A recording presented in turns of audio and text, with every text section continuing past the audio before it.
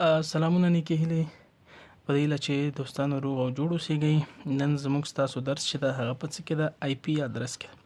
نن دا وایو چې آی پی ادرس څه شی ده او د څه دپاره استعمالیږي، څو نوعې لري او څه رقم ترې استفاده وکړو، په څه شکل سبنیټ کړو او څنګه څه فایدې موږ ته رسیږي. اول دا ده چې آی پی ادرس څه شی ده. آی پی ادرس دا ده یو ډیوایس ته واحد ادرس ورکول، دا د آی پی ادرس کار ده. د څه دپاره؟ د دې دپاره چې د یو ډیوایس موقعیت په نیټورک کې معلوم کړو، د ډیټا د انتقال او ترلاسه کول، او بله برخه چې ده د شبکې مدیریت. د دغو کارونو دپاره موږ تاسو چې کوو آی پی ادرس استعمالو. آی پی ادرس ویل کېږي دې ته چې یو ډیوایس ته واحد ادرس ورکول. د څه دپاره؟ د یو ډیوایس موقعیت په نیټورک کې معلومول، د ډیټا انتقال او ترلاسه کول، او همدارنګه د شبکې مدیریت. دا د څه په واسطه کېږي؟ د آی پی ادرس په واسطه. راځو له دې نه ښکته نوع د آی پی ادرس وایو. یو چې د آی پی ورژن 4 ده یا 4، بل آی پی ورژن 6 یا آی پی ورژن 6 چې ورته وایي.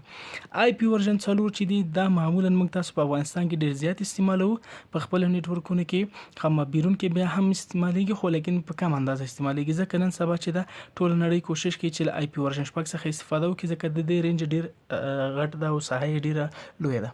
آی پی ورژن 4 چې ده دا تشریح کوو چې دا څه ده. آی پی ورژن 4 څه ده؟ دا 2 بیټه ادرس ده، 15 کلاسه لري او 4 برخونه جوړ ده. هر برخه چې د 8 بیټه ده چې مجموعاً سره ضرب کې 2 بیټه کېږي. آی پی ورژن 4 چې ده 2 برخې لري، یو پرایویټ ادرس دی، بل پبلیک ادرس دی. پرایویټ ادرس دی ته ویل کېږي چې یو سازمان د خپل ادارې یا د خپل ډپارټمنټ په داخل کې چې کوي استفاده کوي. پبلیک ادرس دا ده چې ګلوبل دغه انټرنیټ کې چې کوم آی پی ادرس موږ تاسو ته راکړل کېږي دې ته څه ویل کېږي؟ پبلیک ویل کېږي. پرایویټ دا دی چې د بیرون آی پی ادرس سره کنیکشن نه لري، ولیکن پبلیک کولی شي چې د داخل او بیرون سره چې وکړي کنیکشن جوړ کړي.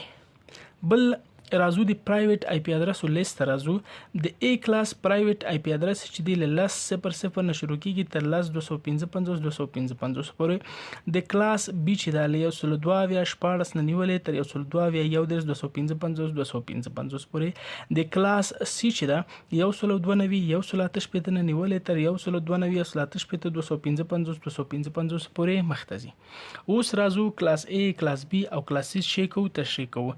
موږ تاسو ګورئ دغه د مخکې ویل چې آی پی ادرس دی 4 ورژن 15 کلاس لري، چې له هغې جملې څخه یوازې موږ تاسو 3 لولو، ځکه زموږ تاسو روزمره کار له همدغه 3 ادرسو سره ده. کلاس ډي او کلاس ای سره زموږ تاسو کار نشته، ځکه هغه په ریسرچ او براډکاسټ ایډیانو د شیانو کې استفاده کیږي. کلاس ای چې ده رینج له 0 نه نیولې تر 120 پورې ده.